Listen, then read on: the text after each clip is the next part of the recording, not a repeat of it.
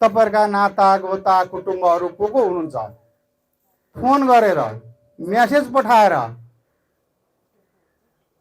हामीले प्राप्त गरेका अधिकारहरूको रक्षा गर्नको लागि चाहिँ तपाईले जे बुझ्नु भएको भए पनि यो चोटि चाहिँ 5 कुने तारामा मतदान गरिदिनुस्, बाँकी कुरा पछि भेटेर कुरा गरौँला भन्नु पर्यो।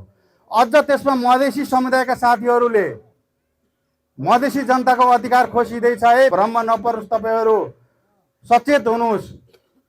तपाईहरु जहाँ जुन ठाउँमा हुनुहुन्छ तपाईहरुले पनि 5 कुने तारामा भोट हाल्नुहोस् र तपाईहरुले चिनेको मान्छेलाई पनि 5 कुने तारामा भोट हाल्नुहोस् भनेर चाहिँ महत्त्वपूर्ण भूमिका मधेसका साथीहरूले खेल्नुपर्छ। जनजातिका साथीहरूलाई म भन्छु तपाईहरु पनि सतर्क हुन जरुरी छ। जनजातिले प्राप्त गरेका अधिकारहरू खोसिँदैछन्, खबरदार। त्यसको लागि चाहिँ हामीले 5 कुने तारामा भोट हाल्नुपर्छ। जनजातिका साथीहरूले पनि भन्न जरुरी छ आज।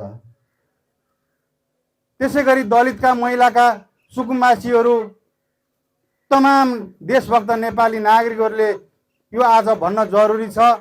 र हामी 21 गतेसम्म 4 घण्टाभन्दा बेसी सुत्नु हुँदैन।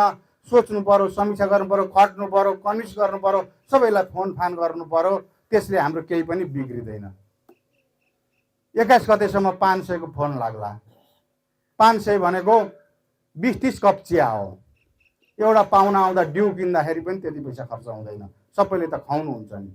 भोलि यो संविधान खोसियो भने नेपाली जनताले जुन ठाउँमा बसोबास गरिरहनु भएको छ त्यो ठाउँबाट उठाउन मिल्दैन भन्ने मौलिक अधिकारमा छ, त्यो गुम्ने छ भनेर चाहिँ अनिवार्य रूपमा बोलाउनु पर्ने हुन्छ। त्यसो भएको हुनाले म सबै कमरेडहरूलाई यो 21 गतेसम्म चाहिँ हामी निदाउनु हुँदैन, बिउजिनुपर्छ। निदाएको बेलामा देखेको सपनाले काम गर्दैन। हामी यो जेलसम्म चाहिँ हामी बिउज्यौँ भने साँच्चै नै यो हामीले पनि जित्नेछौँ, हाम्रो उम्मेदवारले पनि जित्नेछ।